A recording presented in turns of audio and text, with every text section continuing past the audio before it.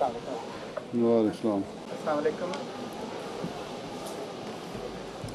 alaikum.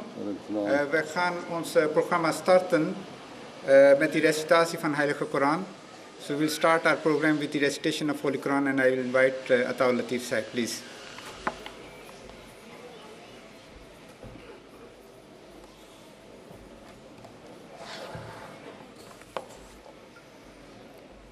أعوذ بالله من الشيطان الرجيم بسم الله الرحمن الرحيم يا أيها الناس إنا خلقناكم من ذكر وأنثى وجعلناكم شعوبا وقبائل لتعارفوا إن أكرمكم عند الله أتقاكم إن الله عليم خبير. Ik zoek toevlucht bij Allah tegen Satan de verworpene. In naam van Allah de barmhartige, de genadevolle. O mensdom, wij hebben u uit man en vrouw geschapen. En wij hebben u tot volkeren en stammen gemaakt, opdat gij elkander moogt kennen. Voorzeker, de godvruchtigste onder u is de eerwaardigste bij Allah. Voorwaar, Allah is alwetend, alkennend.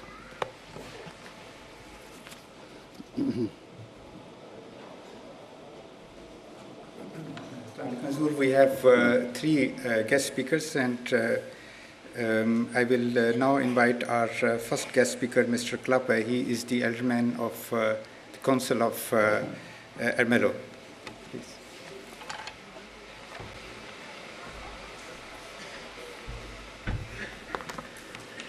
Dank u wel. Ik voel me heel erg vereerd dat ik hier u mag toespreken als gast vanuit Ermelo. Ermelo is een buurgemeente en het is heel bijzonder als je als wethouder uit een buurgemeente in een andere gemeente mag spreken. Maar ik doe dat hier heel graag, omdat ik u een heel bijzondere organisatie en vooral een hele bijzondere groep mensen vind. En het is ook heel bijzonder dat ik vanuit de wereldse gemeenschap, de wereldse gemeente, u mag toespreken als spirituele groep. Ik doe het heel graag namens de gemeente Ermelo. Want als Ermelo willen wij zelf ook een hele gastvrije gemeente zijn. Gastvrij voor onze inwoners, maar ook erg gastvrij voor onze gasten. En u bent vaak onze gast in Ermelo.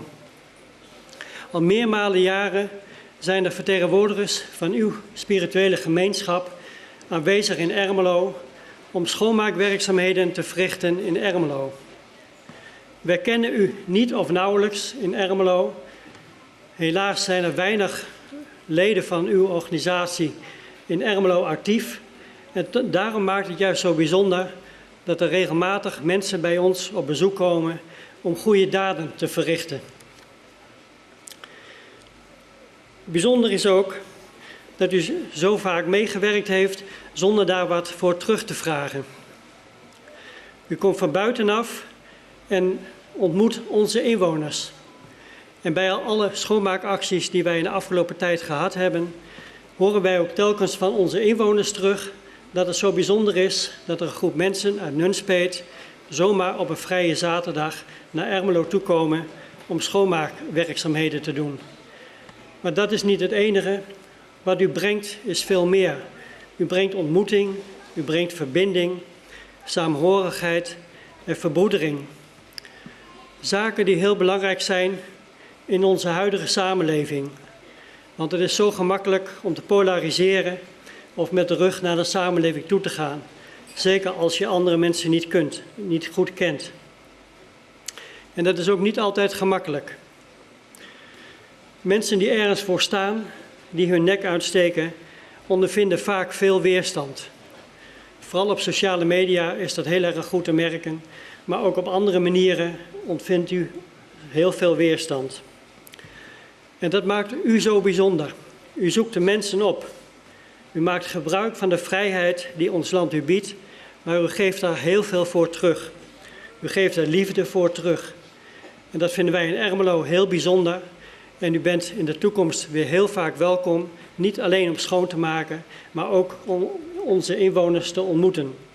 En ik wens u voor nu een hele inspirerende en een goede bijeenkomst. Dank u wel.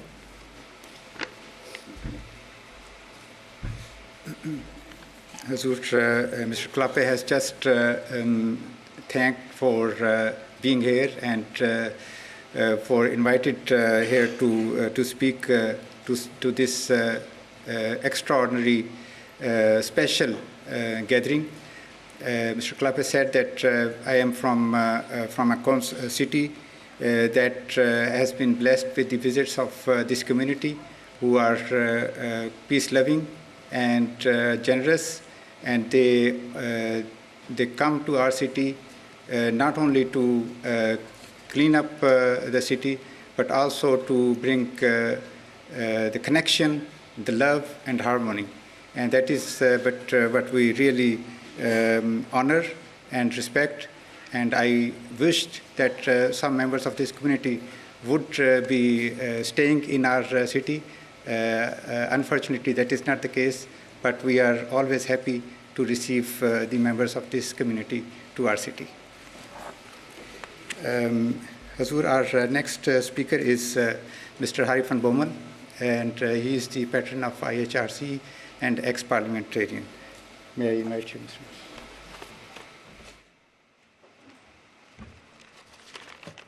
Assalamu alaikum.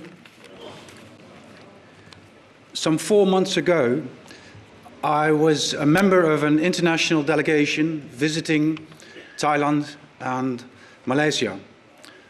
We were on a mission for the International Human Rights Committee, trying to investigate the life of Ahmadis who have fled from Pakistan to Thailand and Malaysia. And this afternoon, I would like to share some of the conclusions that we have written down in our report that was presented 3 weeks ago in The Hague. We presented it to the Dutch Parliament, to press, and to other people who were interested in the fate of Ahmadis who have fled Pakistan. It is important to realize that both Malaysia and Thailand are not signatories to the UN Treaty of Refugees of 1951. And this means that UNHCR, the organization that gives shelter and fights for the rights of refugees, has no position in these countries. Refugees are not recognized as formal international status of refugees, and therefore they get no protection from the local government, they get no rights from the national government.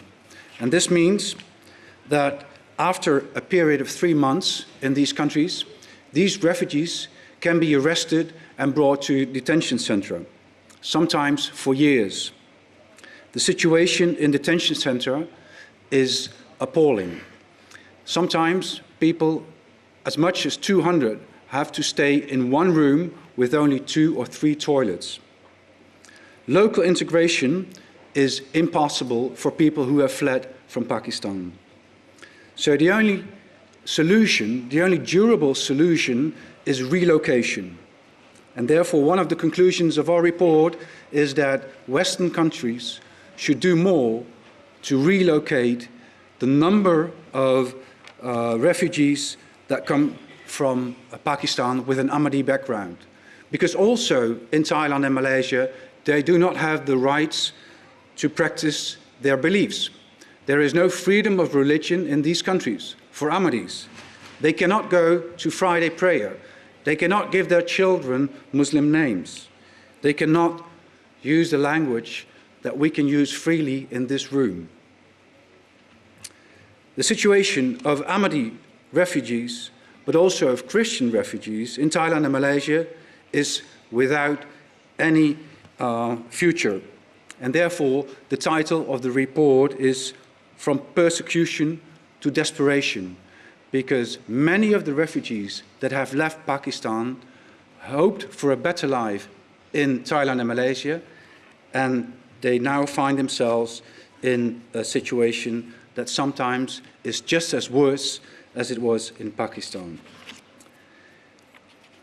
The recommendations that we do in our report refer to the international treaty that protects the rights of refugees.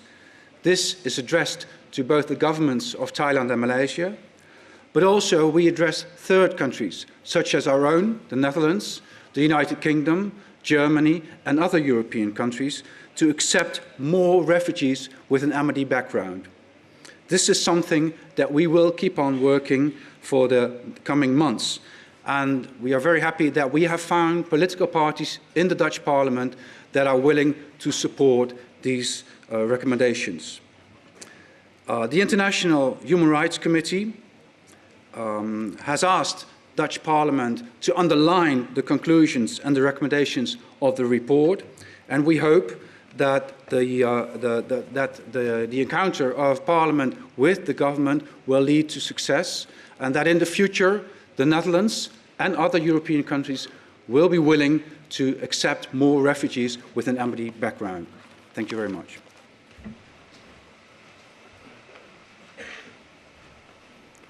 Thank you very much, Mr. Hari van Bommel. Huzoor, our next eminent guest speaker is Mr. van der Weert. He is the mayor of Nunspeet, and since May 27th, he is mayor. He is a very good friend of our Jamaat. May I invite the mayor of Nunspeet, please.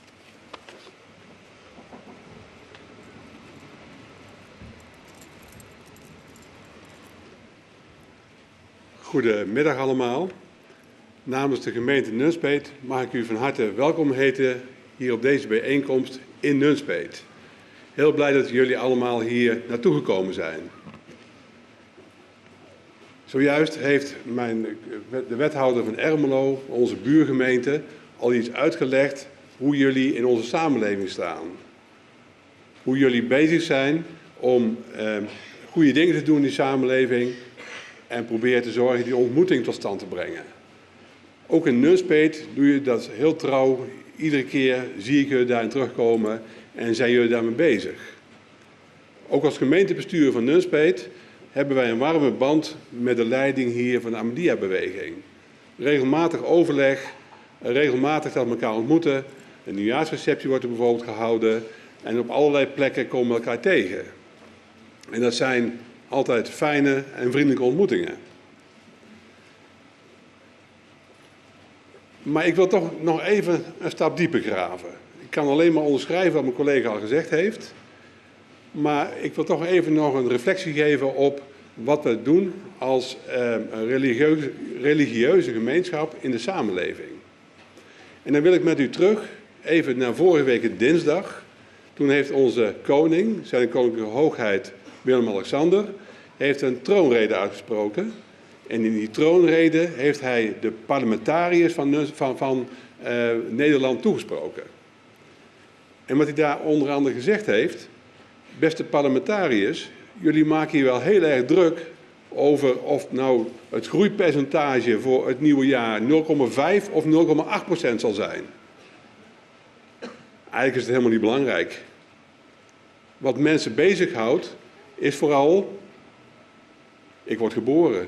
In wat voor gezin? Heb ik ouders die me goed opvoeden? Wat voor school mag ik naartoe?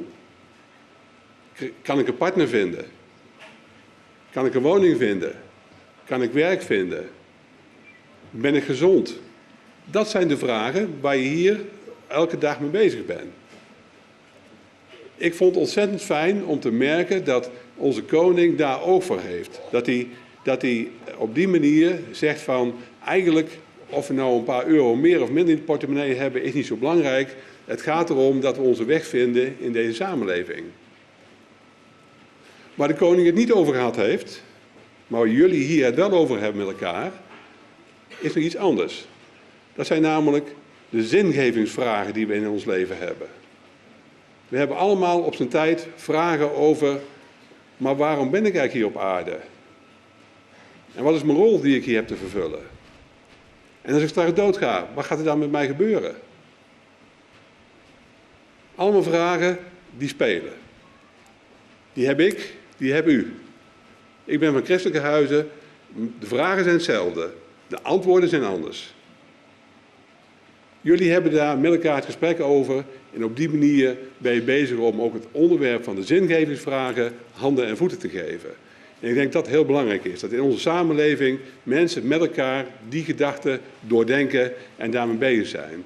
En ook op de vragen die iedereen in zijn leven heeft, antwoorden weten te vinden.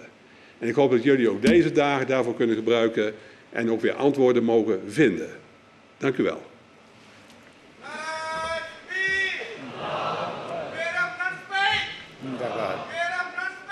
Zindabad.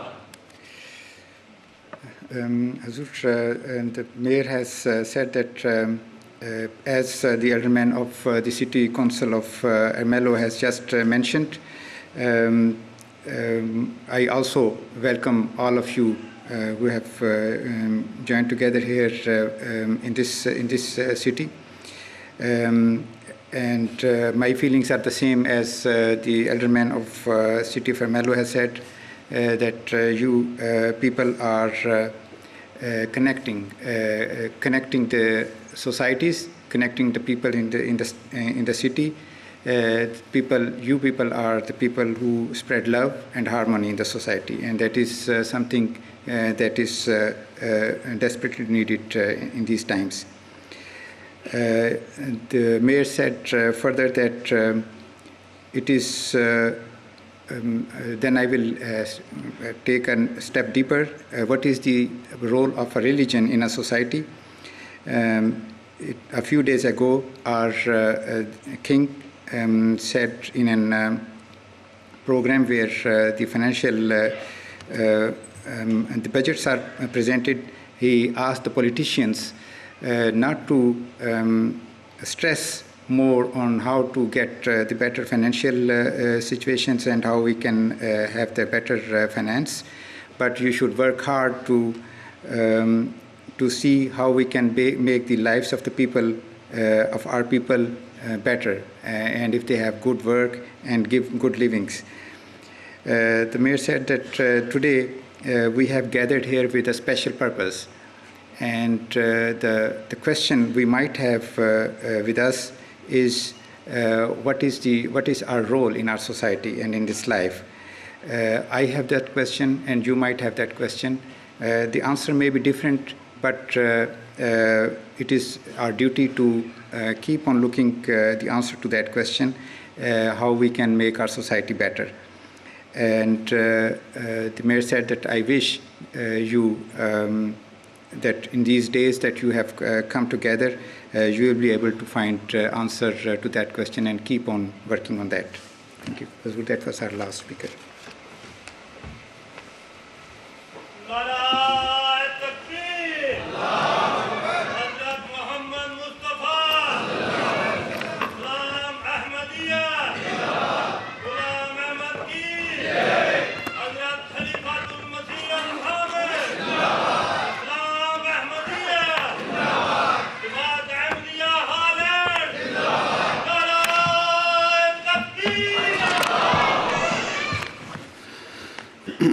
أشهد أن لا إله إلا الله وحده لا شريك له وأشهد أن محمدا عبده ورسوله أما بعد فأعوذ بالله من الشيطان الرجيم بسم الله الرحمن الرحيم. All the distinguished guests, Assalamu alaikum wa rahmatullahi wa barakatuhu. Peace and blessing of Allah be upon you all. First of all, I would like to thank all of our guests who have accepted our invitation and joined us here today.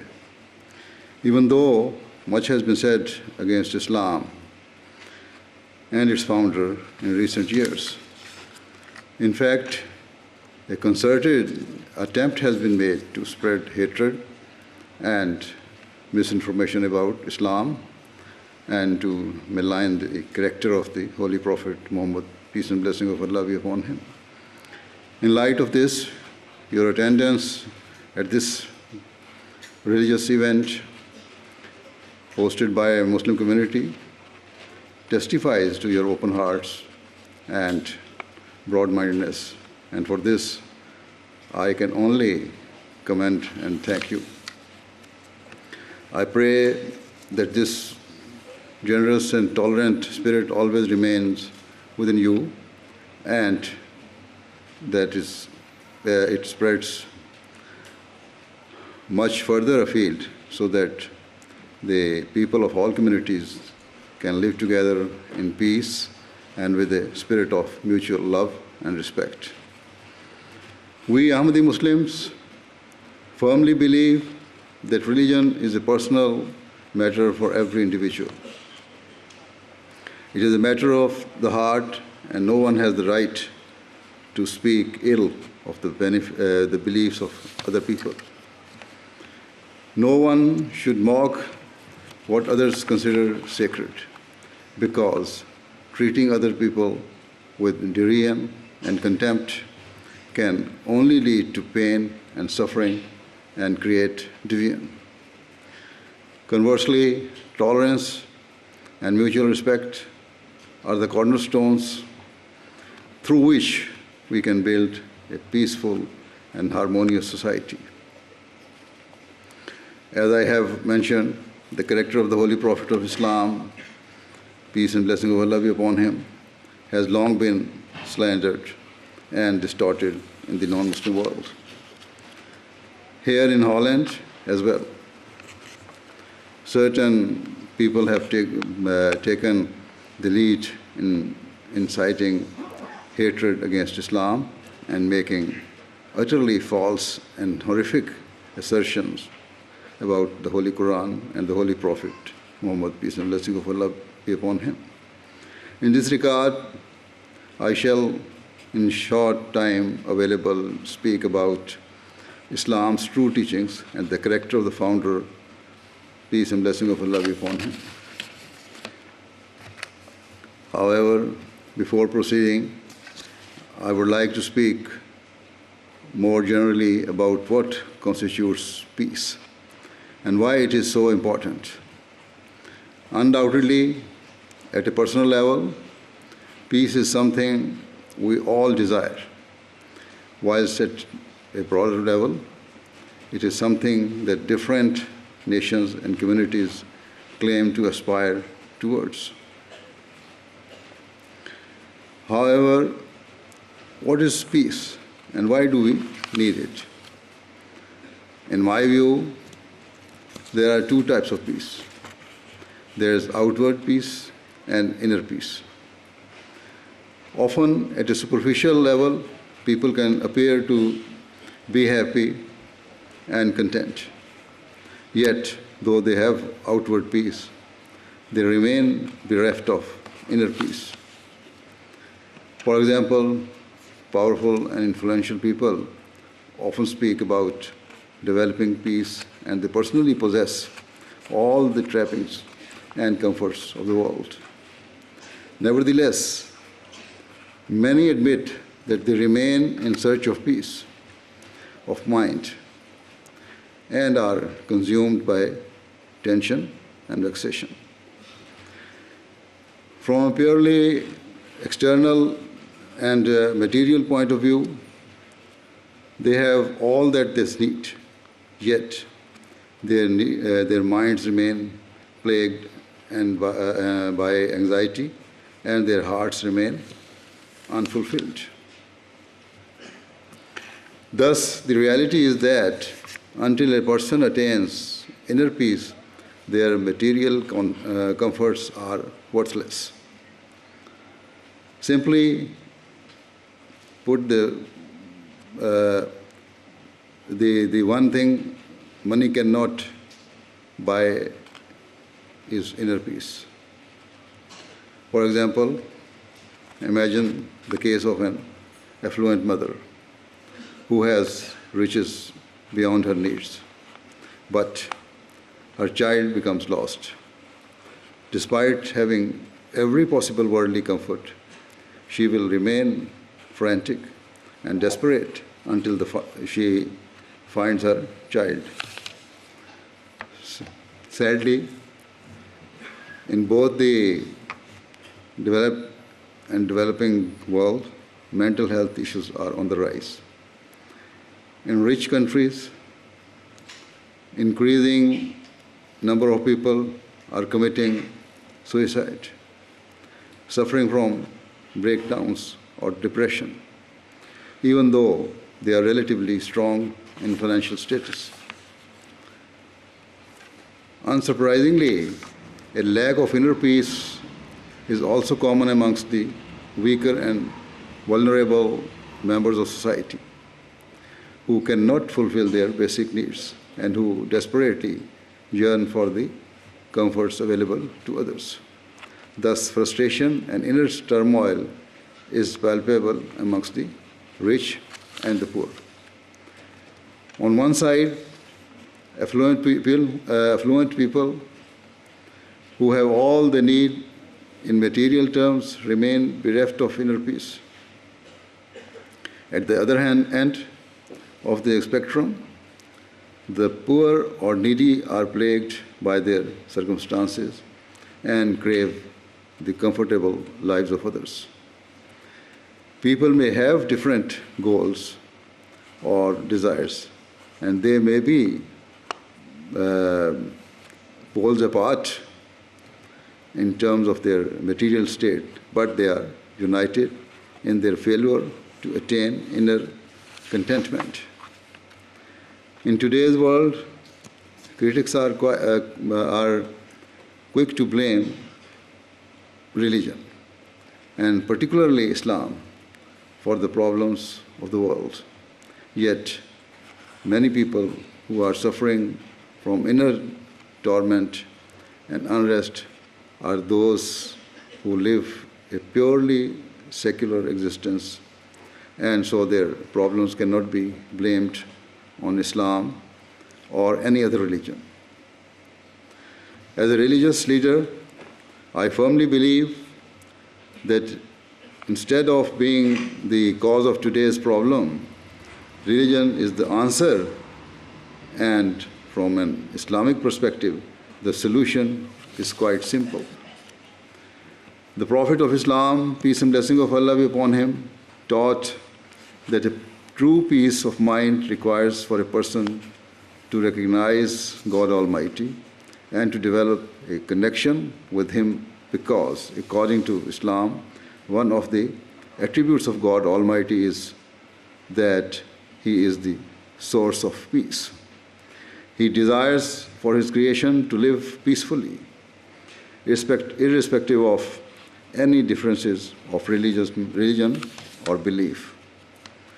Furthermore, the Holy Prophet Muhammad, peace and blessing of Allah be upon him, taught that Allah the Almighty is the provider and sustainer of all the creation. He does not just provide for Muslims, but His grace encompasses all humanity, be the Christian, Hindus, Sikhs, Jews, or the people of other faiths and beliefs, and indeed of those who have no faith and deny His existence. Islam instructs Muslims to emulate to the best of their abilities the attributes of God, and so the Prophet of Islam, peace and blessing of Allah be upon him, stated repeatedly that his followers must be compassionate and considerate and strive to impart peace to others. A golden principle given by the founder of Islam, peace and blessing of Allah be upon him, is that a true Muslim should like for others what he likes for himself. I believe that this simple and profound point, if acted upon, not just by Muslims, but by all people, is the means for everlasting peace in society. No doubt, everyone desires peace for themselves and their loved ones, but most people will be lying if they claim that they want their opponents and competitors to have peace and to live with contentment.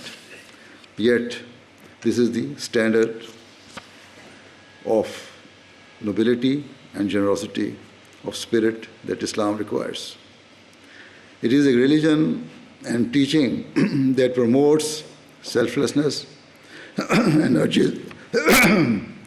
urges humans to discard all traces of selfishness.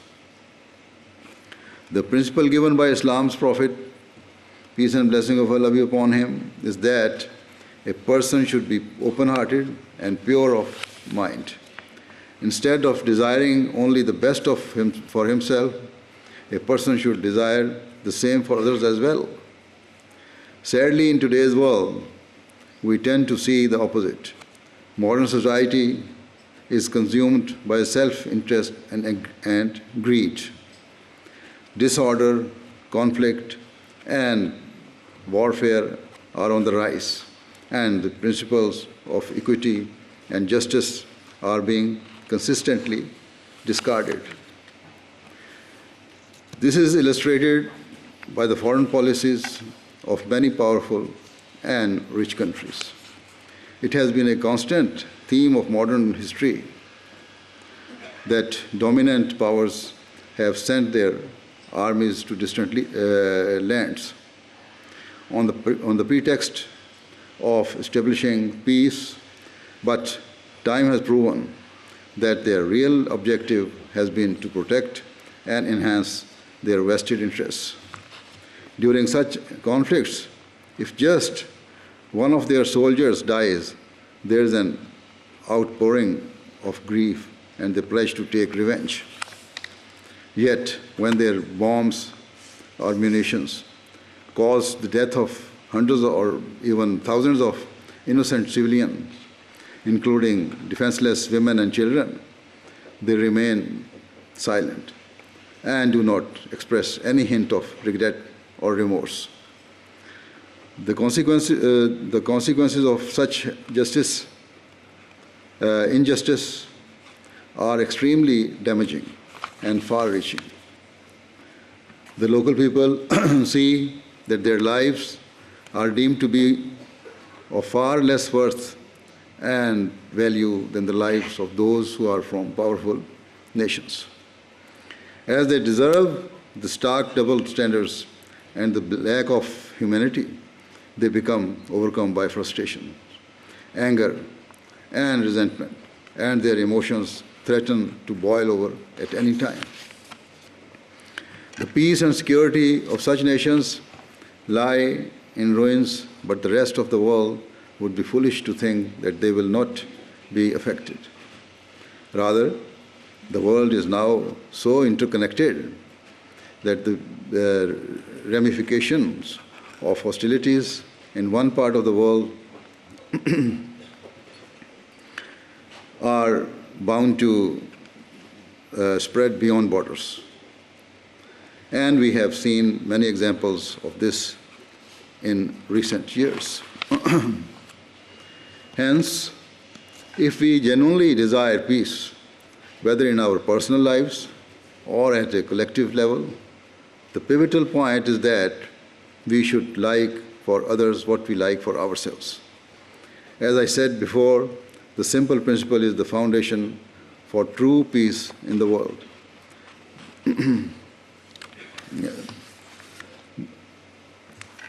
In terms of religion, the Holy Prophet Muhammad, peace and blessing of Allah be upon him, taught that developing true peace requires for mankind to turn towards God Almighty, who is the source of peace, the noble and the pure, and to try to emulate his attributes.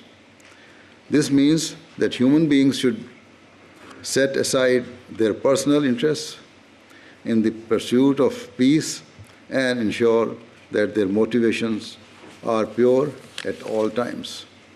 Certainly, Much of the division prevalent in the world today is because the underlying intentions of the parties involved are not innocent or honest. There are clear contradictions between their words and deeds, and there can never be peace if there is disharmony between what a person says and what he does. Every government and every political leader, be they from the United States, China, Russia, European countries, the Muslim world, and elsewhere, routinely condemn warfare and bloodshed. However, the reality is that their opposition to such matters tends to remain limited to their interest and their people. Their cries in favor of the rule of law, justice, and human rights are all too often rendered hollow when their interests are at stake. If they are attacked or their rights are usurped, they express blind fury and indignation at the injustice. Yet they are themselves guilty of targeting weaker nations and exploiting civil wars or conflicts within other countries for their own benefit. Instead of calling the different parties to the negotiating table and establishing fair and honest dialogue, major powers have habitually interfered in the conflicts of other countries by arming or funding whichever side support their interests. They are pouring petrol on an open flame, and the result is that innocent people, including women, children, and the elderly, are losing their lives and observing the torment of their families. Cities, towns, and villages are being ravished and torn asunder. The only possible result is an upsurge in frustration and resentment amongst the local people, and this is something that has been all too apparent in war-torn Muslim countries in recent years. Can those external powers who prioritize their own interests really claim to be facilitating peace? Furthermore, can the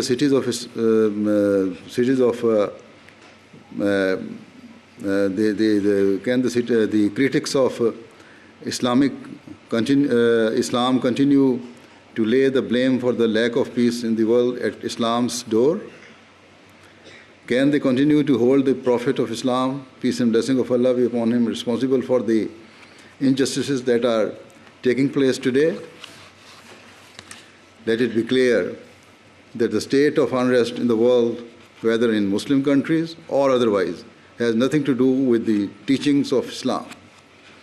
Rather, such turmoil is based on the vested interests and selfish ways of certain leaders or corrupt governments on the one side and rebel, insurgent, or separatist groups on the other. It is caused by the brutal acts of terrorists and extremist groups who seek only enrichment or power. The center of today's disorder may well be Muslim countries, but no one can deny that non-Muslim countries have inflamed the situation rather than resolve it. It may be claimed that Islamic teachings have motivated extremists and terrorists, but let it be crystal clear that nothing could be further from the truth. As I said, the Prophet of Islam, peace and blessing of Allah be upon him, taught that Allah the Almighty is the source of peace and the provider and sustainer of all mankind. Even in the Holy Quran, it is written as well, in the first chapter of the Holy Quran. Thus, how could it be possible for him to promote intolerance or to sow the seeds of division in society? Rather, throughout his life, he promoted interfaith harmony and emphasized the need for peace at every level of society, from the basic domestic family unit all the way to international relations. This was not just his teaching, but was also his practice. From the outset, the Holy Prophet of Islam, peace and blessing of Allah be upon him, conveyed a message of peace and promoted a tolerant and inclusive society. He proclaimed that God Almighty is desired for all people, irrespective of their ethnic background or beliefs, to live in peace and for human values to be recognized and upheld. It is often alleged that the early Muslims engaged in warfare or were intolerant of the beliefs of others. Yet, a fair-minded review of Islamic history proves that these are completely unjust and false accusations. When Islam was founded, the early Muslims were themselves the victim of merciless persecution in Mecca. Some were brutally martyred, others were savagely tortured, but the Muslims remained patient and never retaliated. After bearing the most horrific imaginable cruelties, some of the vulnerable Muslims migrated to the land known today as Ethiopia. Yet, still the opponent of Islam did not let them live in peace. Rather, they followed them and presented themselves before the king of the land and pleaded with him to banish the Muslims and force them to return to Mecca so they could continue to persecute them and ensure that Islam did not spread. The disbelievers of Mecca told the king that the Muslims had established a new faith and had condemned idol worship. They claimed the Muslims spread disorder and disturbed the peace of society. Upon being instructed by the king to present their defense, the Muslims declared their beliefs in the one God who was the creator of all creation. They worshipped him alone, but at the same time sought peace with all people and communities and believed that people of different faiths and beliefs should respect one another. They expressed their beliefs that the mighty and rich should not trample upon the rights of the weak and underprivileged, whilst the poor and deprived should not bear hatred for those who were better off. The king asked the disbelievers if the Muslims had ever waged war, whether they lied, if they broke their pledges, or incited rebellion. In reply, the opponents of Islam were forced to admit that Muslims were innocent of all charges.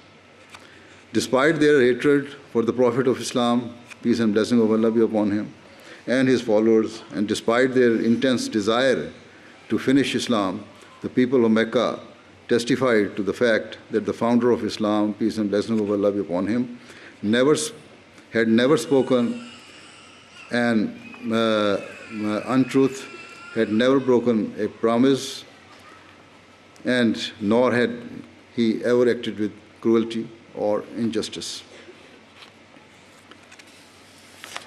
They were forced to admit that the Holy Prophet of Islam, peace and blessing of Allah be upon him, and his followers were those who only ever sought to spread love and affection in society and who peacefully propagated their belief in the unity of God.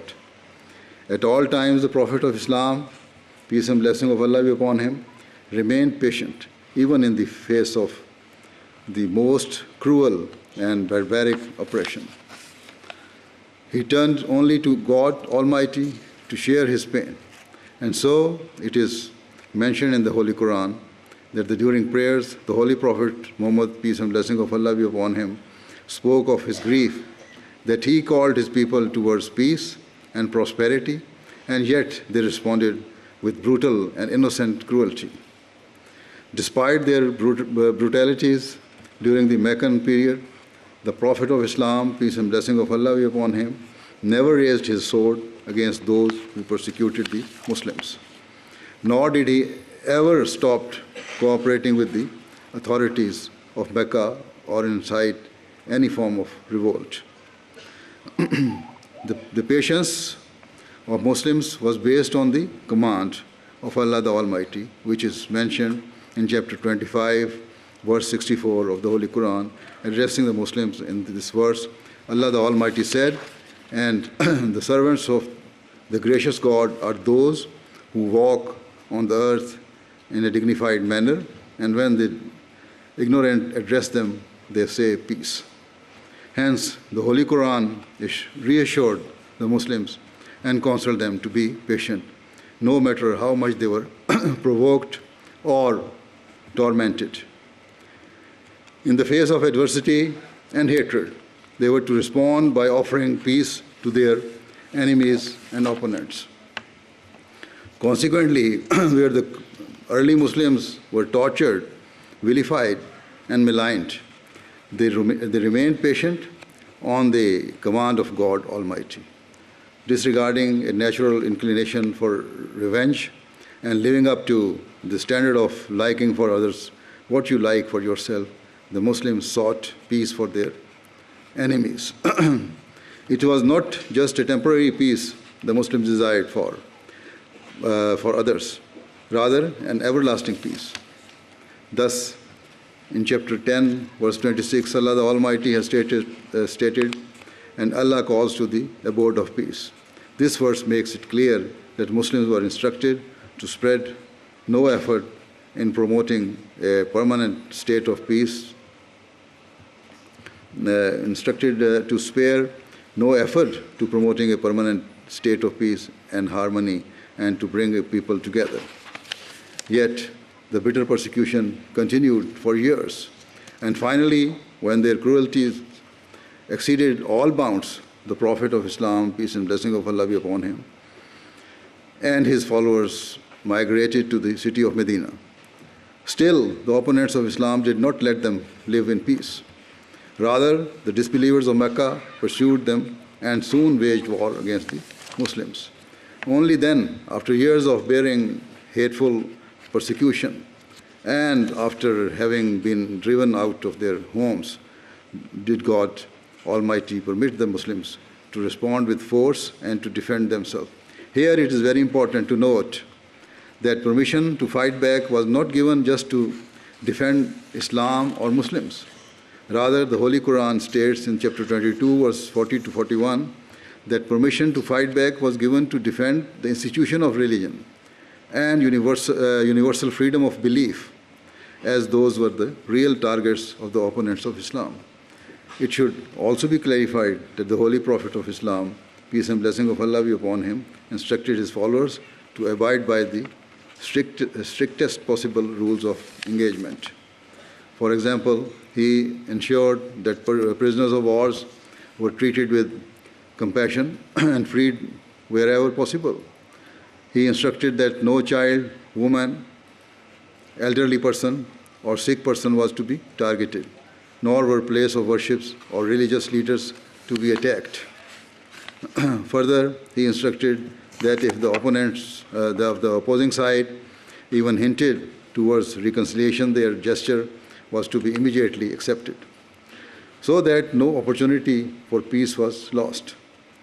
It is also of note that where it is commonly suggested that the early Muslims were belligerent or bloodthirsty, today several Western and non-Muslim historians admit that it is wholly inaccurate. In fact, the research shows that the number of people who lost their lives in all of the wars fought in the period of the early Islam was a fraction compared to the number of people who died at the hands of single bombs in the modern era. Therefore, rather than seeking conflict or fostering hatred, Islam has only ever instructed Muslims to knock down the walls of hatred and hatred that divide mankind to build bridges of love and compassion in order to unite it. In short, at every level of society and across all communities and people, Muslims have a duty to spread peace, and the fundamental reason for this, as I have already mentioned, is that the very first chapter of the Holy Quran states, "All praise to Allah, Lord of all the worlds." Accordingly, where God Almighty is the provider and sustainer for all mankind, it's simply not possible for true Muslims to bear hatred or ill will towards their fellow creation. Rather, our hatred can only be filled with sentiments of love, compassion, and sympathy for others. Of course, as practicing Muslims, we have our religious beliefs. We believe that God is one and that it is our duty to turn to Him and to worship Him alone. Yet, we also firmly abide by the timeless precept of the Holy Quran that there should be no compulsion in religion. As I said before, religion is and always will be a matter of the heart and a personal matter for each individual. The very meaning of the word Islam is peace, and there are many verses of the Holy Quran that makes it categorically clear that Muslims must be peaceful and show love and respect to others. How could it be that when such a peaceful teachings was revealed to the Prophet of Islam, peace and blessing of Allah be upon him, that he himself would violate its teachings? Honest and fair historians testify to the fact that the Holy Prophet of Islam, peace and blessing of Allah be upon him, never inflicted any cruelty or usurped the rights of other people. At every juncture, he taught peace, forbearance, and fulfilling the rights of mankind. And certainly, his teachings are our inspiration. We proudly proclaim to be the followers of that noble prophet who the Holy Quran declared a mercy of mankind, for mankind. This is the reason that the Ahmadiyya Muslim community raises the slogan of love for all and hatred for none. At this time of strife and division, our message is that all nations and all people must urgently strive for peace. The fierce critics of Islam should recognize that instead of targeting their bile and venom towards Islam and its noble prophet, peace and blessing of Allah be upon him, they should eradicate the traces of bias, prejudice, and self-interest. Otherwise, disorder and hatred in the world will continue to escalate. Frustration and anger amongst those Muslims who are uneducated or ignorant of the true teachings of their religion will rise to the surface, not only amongst the Muslim community, but across society. Wherever young people are left hopeless and frustrated, they become easy prey for hateful clerics or extremists who poison their minds.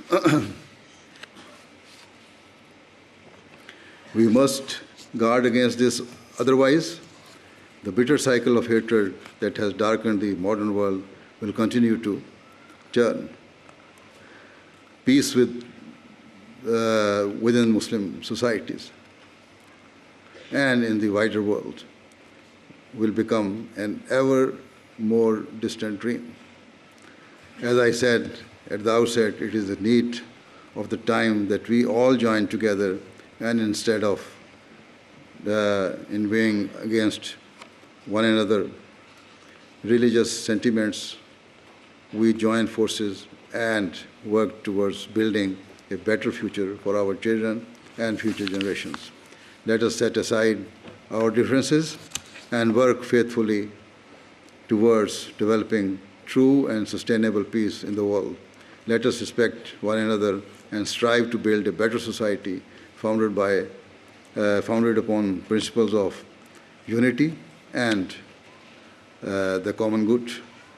May Allah the Almighty enable us all to do this. Thank you very much.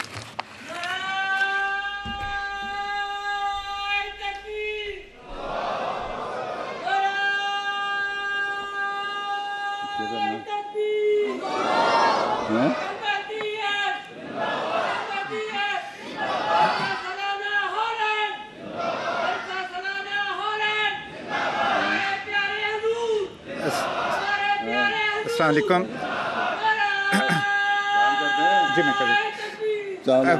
Wij gaan deze sessie zo meteen sluiten met stille gebed. Dat zal zijn heiligheid ons inleiden. U mag uw eigen manier die gebed doen. Please silent prayer.